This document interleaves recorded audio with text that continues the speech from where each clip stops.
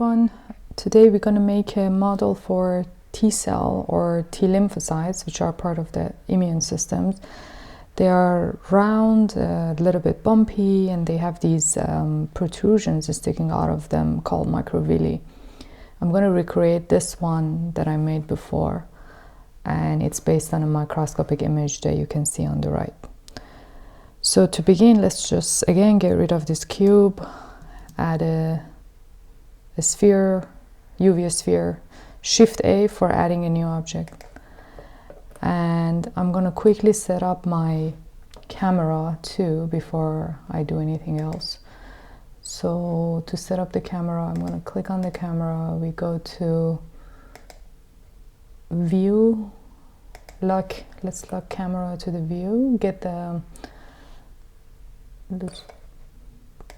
just give it 90 degree on x-axis, 0 on y, and 90 on z again. And then moving it up, maybe zooming a little bit. We can move it around later. I just want to have something for test here.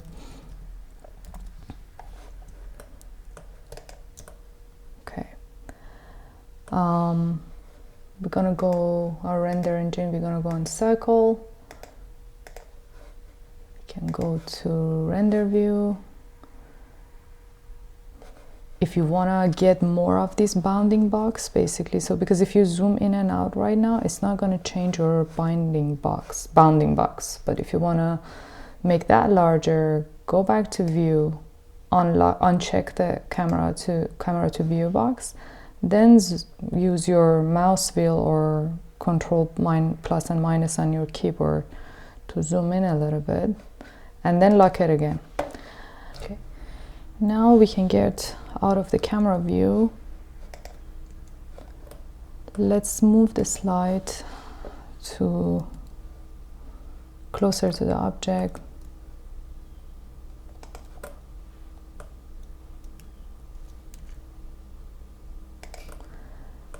Bring it down. I'm using G on my keyboard and XYZ to move it, to move the light or move any other objects in the scene. And let's increase the radius of the light, let's say to 2 meters. That's good for now. And we can also increase the lightness of the world a little bit if it's too dark. Okay. And let's change the render engine to circles. Okay. Now let's work on this sphere. First thing, right click, shade a smooth, and then we go to modifiers and add a subdivision surfaces. And then increase that to 2. Then we add another modifier called displace.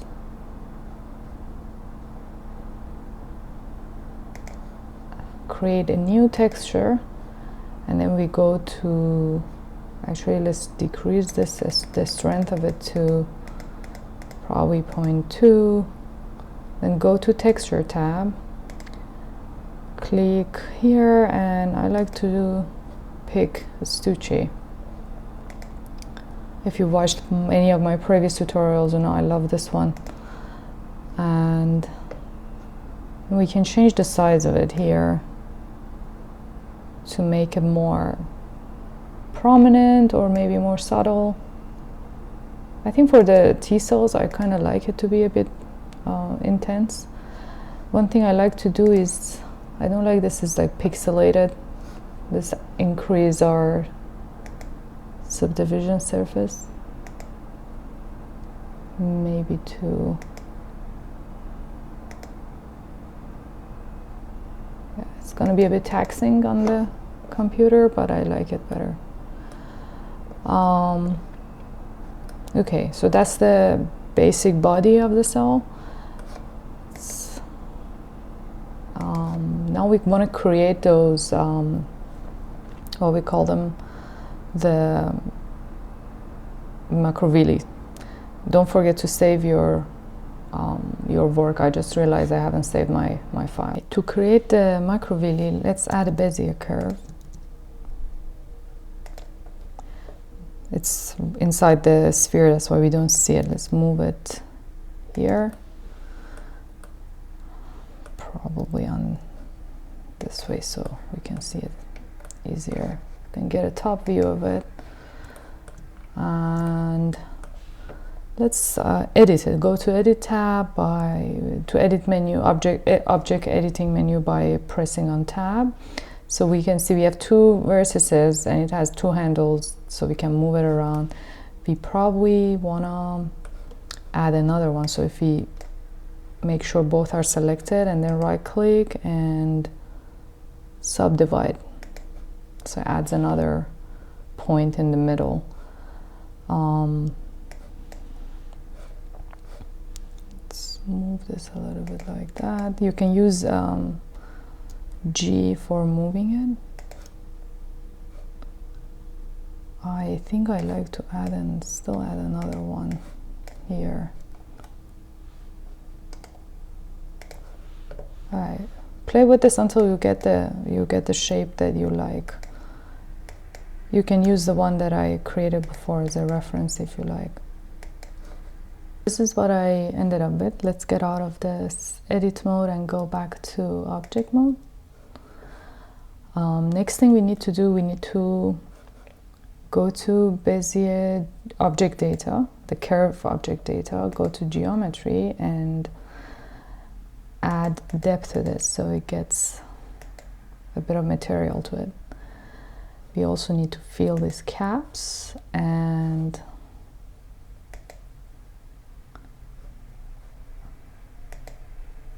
like that. So we need to round up the caps, the ends, but right now if we add subdivision surface to this, it's not going to do anything. So the first thing we need to do is to add this. Let me zoom in here. We need to add this other modifier called weld, like that, and then add a subdivision surface.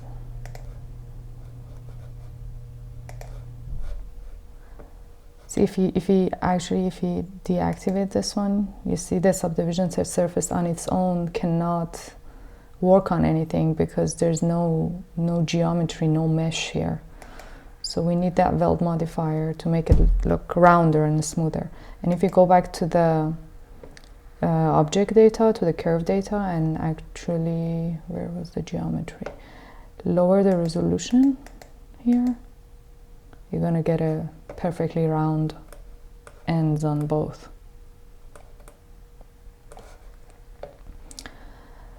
So now we're going to convert this to mesh, but when we convert it to mesh, then we cannot, oh, we still can change the shape of it. If you need, you can use a sculpting mode to change the shape a little bit, but it's better to decide on the look and the shape of it. Make sure you're happy with it before we convert it to a mesh.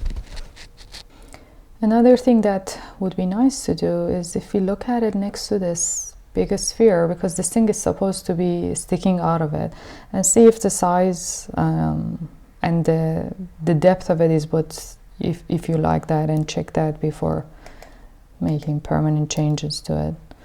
So it's definitely too large. I'm going to make it a smaller. And I think it's not thick enough, so let's increase the depth.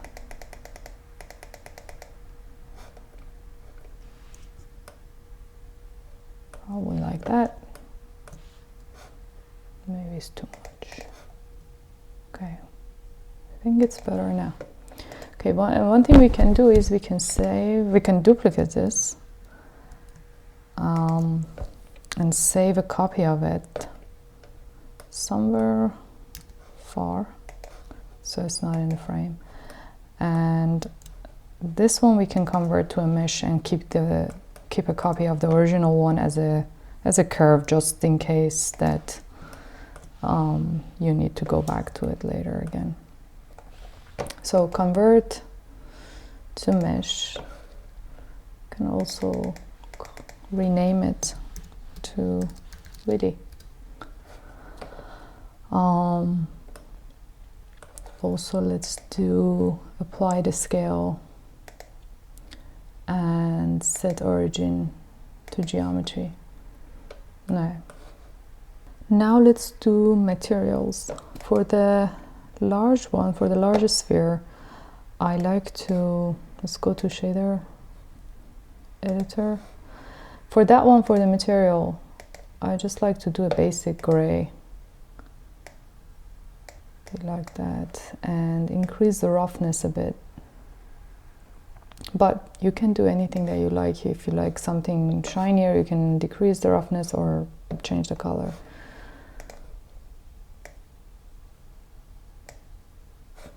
And then for this one, we can get a bit more creative. Let's create material. So that you can see the shader editor tab here shows you the same settings you have here, but with more room for adding other nodes and editing it. So I like to change it to glass. I'm going for a look that it's a bit transparent, kind of like a diffuse glass, frosty glass. Keep the setting as it is here, and then let's add a color ramp.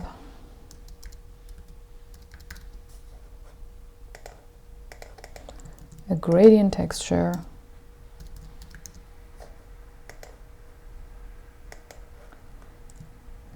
Mapping. I'm using Shift A to bring up the menu, just in case you didn't know that. And a texture coordinate.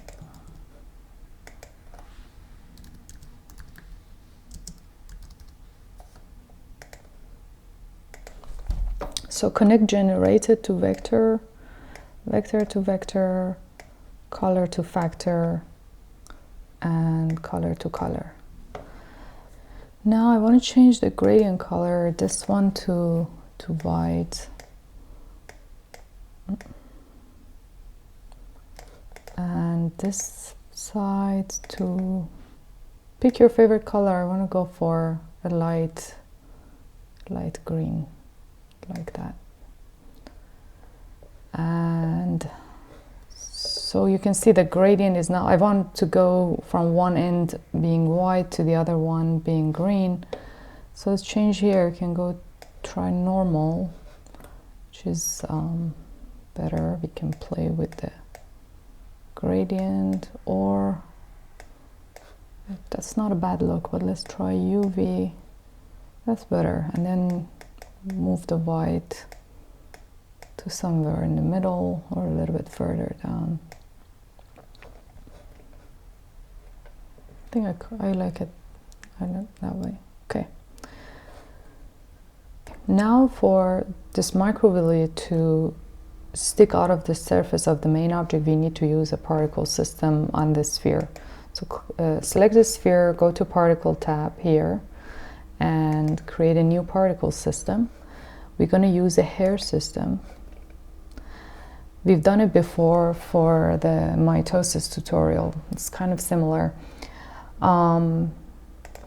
Check hair dynamics and then go to Render tab. Instead of a path, select Object. And for the object, we're going to choose Lily. We can increase the size of it, and also the scale randomness to make sure it looks more organic, more natural, and it's just has different sizes and it's randomized. Also object rotation.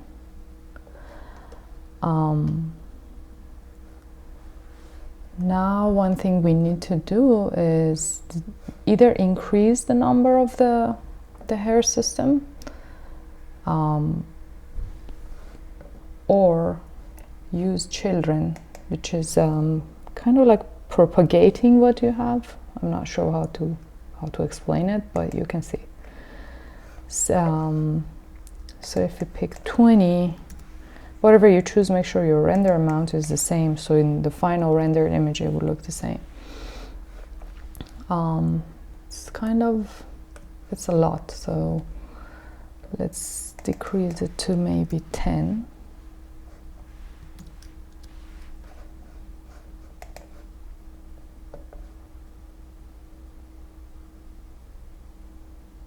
Yeah, it's not bad. One thing I want to change is the coloring. I think this green is way too bright, so way too saturated. Okay, I'm gonna go for a more unsaturated look. I think it looks better now. And then maybe also moving the white a little bit. I just want the tip of them to be a bit greenish.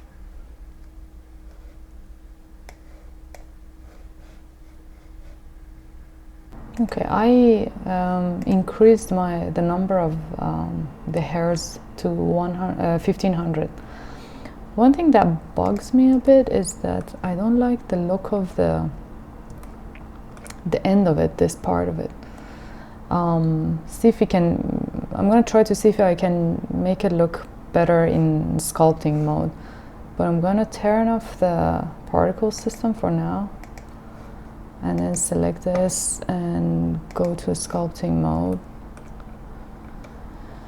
We've done this thing before to use these sculpting tools. They're actually a lot of fun to work with to see if we can make it look a bit better. Like it's a little bit flat. Use F to increase the size of the brush, or Shift F for the intensity of it. One thing for sculpting to work well, we need to have enough geometry of the mesh, and I'm not sure if we have it or not. Let's try. We can remesh an object too to make it more, but I'm worried that if I do that, then the object is going to get much heavier for the particle system, because the particle system is using a lot of this object.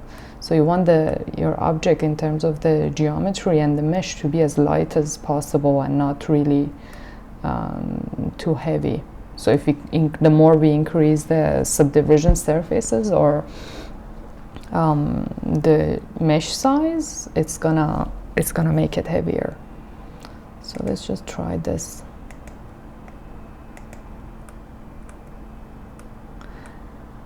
And then maybe changing the shape a little bit.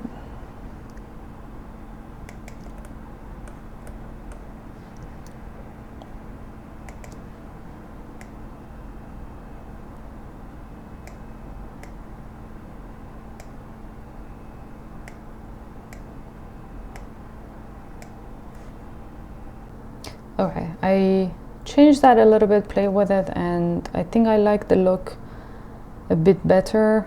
It might not look that different to some people, but I guess I'm just being very picky. Anyway, I also added a subdivision surface to this one, because when we converted, so we had subdivision surface on this before when it was a curve, but when we converted to a mesh, you can add subdivision surface to it again. But I did a very small one, just one, so it doesn't get too heavy. Okay, it's not a bad look. I especially like the zoom-in version of it. When we zoom in, it looks pretty awesome. Okay, so let's set up a scene. Right now, if you go to camera view, this is how it looks like. We need to add a background, some lighting, and we can also make a few more of these and put them at the background. So one thing I like to do actually before that is that see if we can play with the strength of the texture we added to the sphere before. I think this one might look better, and then also the size of it.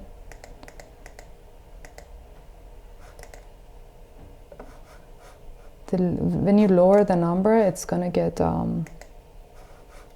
bit more intense. So deeper, basically. but play with it until you get the look that you like. Background, we've done this before. We're gonna add a plane, move it behind the scene, rotate it, use S on your keyboard to scale it. You can also use S plus XYZ to scale it along the axis. So I'm going to scale it along Y axis, and then maybe along Z a little bit. And if I zoom in, okay, yeah, it covers it. I like to add some texture to the background as well, similar to what we did before. Let's just add a simple material. It's the principal BSDF, and we want to add a color ramp and a Voronoi texture.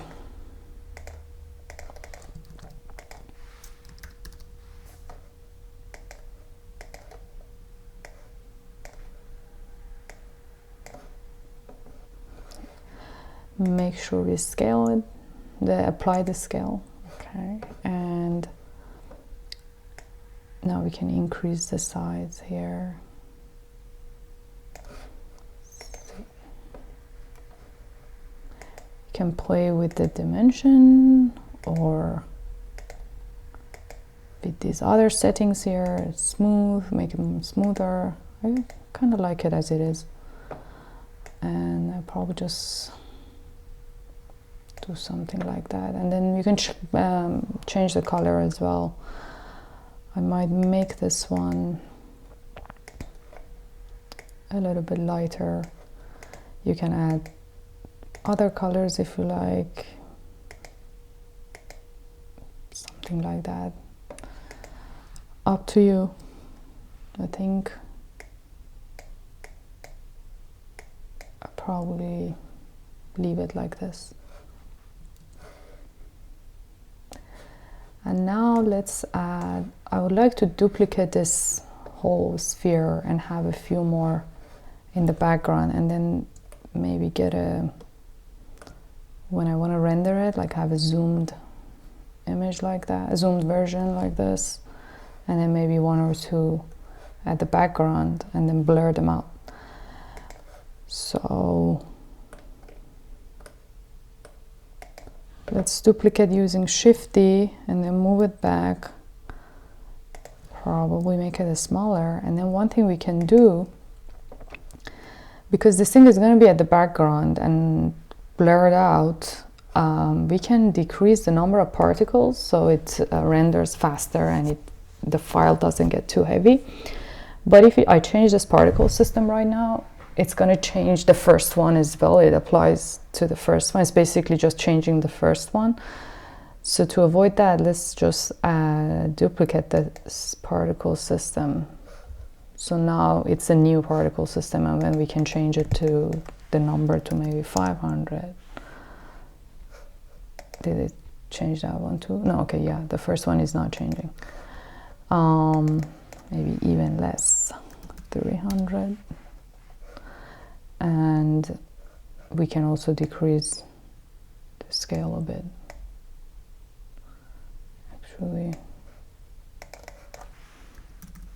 okay, go to camera view and move it somewhere.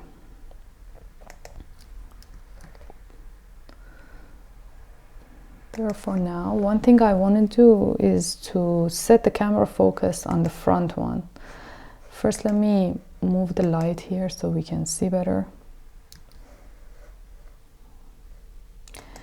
Our light is so strong and so large. So let's change the radius to maybe 1 and bring it down. And maybe decrease the power. It's getting too dark. No, we can change the lighting later, and so probably moving it a bit to the front. like that. Okay, now let's add let's set up the camera focus to the foreground, so the cell, the T cell at the back would blur it out. To do that, we can add an empty, Shift A, empty plane axis, which is now inside the sphere. Let's move it outside. This is where it's gonna be, and place it where we want the focus of the camera to be. Let's just try that for now, or maybe a little bit here. We'll see how it looks. Go to camera, select the camera, check this box, depth of field, and the focus object, we want it to be empty. And now decrease the f-stop until you get the level of focus and the depth of field that you like.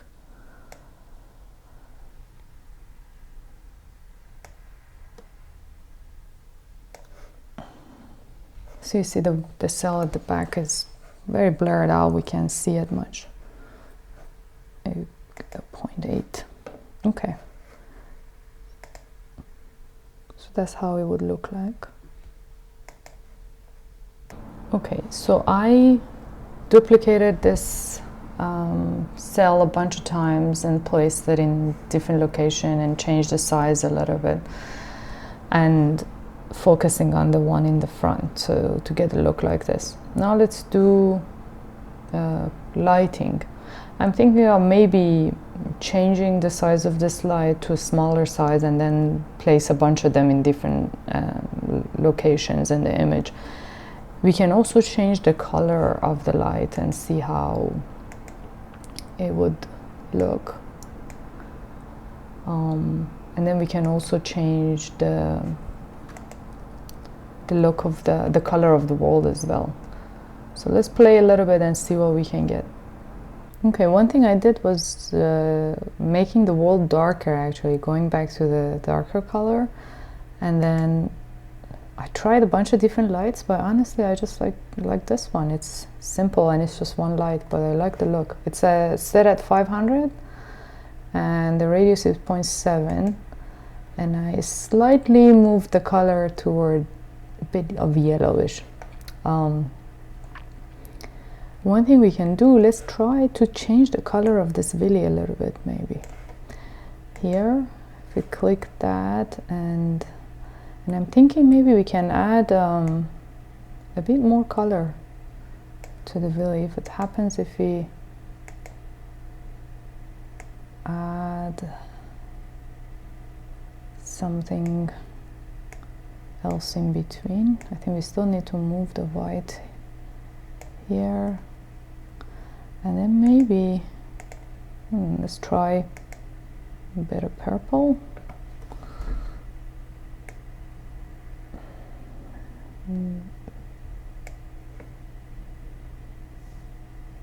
It's not bad. Do whatever you like. Okay, I think I'll go with this. Maybe a bit more on the orange side. Okay.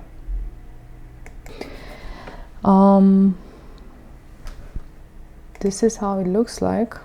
We can render it now, or if you want to add more details to it.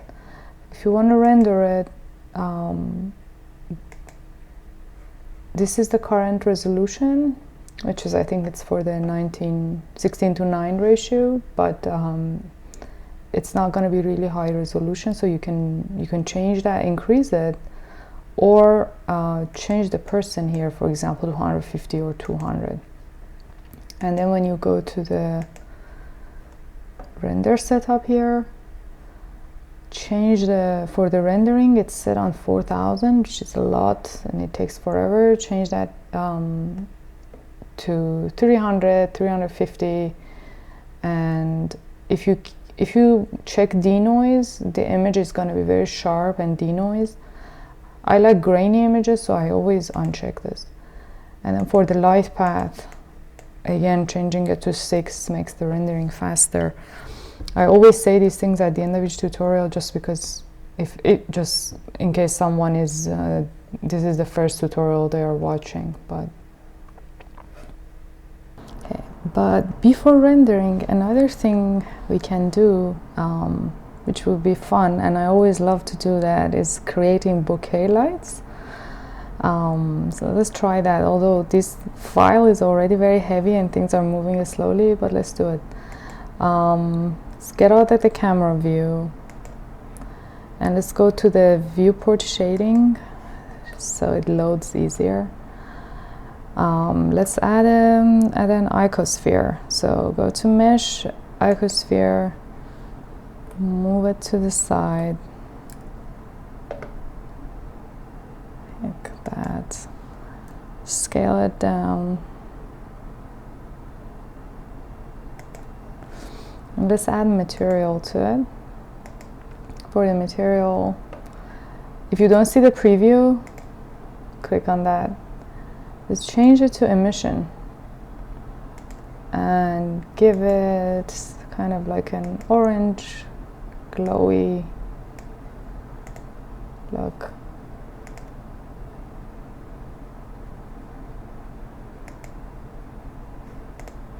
Like that. And click on the background plane that we have, and let's add a particle system there. Again, we're gonna use the emitter system, and for rendering, we're gonna render, instead of halo, we're gonna render as object. And for the object, select icosphere. And let's change the number to 2000. What else? Scale it up maybe 2.1, 0.2.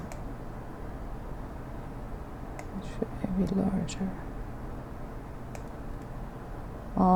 Scale the randomness all the way to the 1.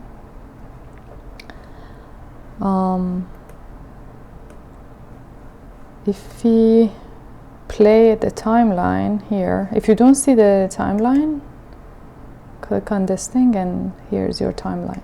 So if you press a space to play the sequence, you can see those, but well, we don't want them to fall. I just want them to stay in place and just be like flickering, like light sparkles.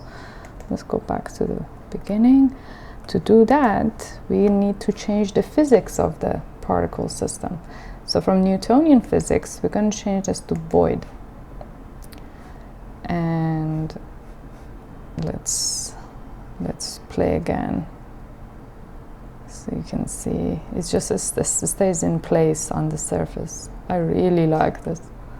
All right, let's pause it. And if we go to shading, look at that. And go to camera view. This is pretty awesome. And you can change the color if you want. And another thing we can do, if you go to camera view and to camera settings and depth of field, and decrease the f-stop until it gets like very much like a bokeh. I think it's good. If you decide to render this as an animation, I would have done this here, but in this tutorial, but it's very heavy. But you can render it as an animation, so you can just get the light flickering animated, but or just render it as a still image.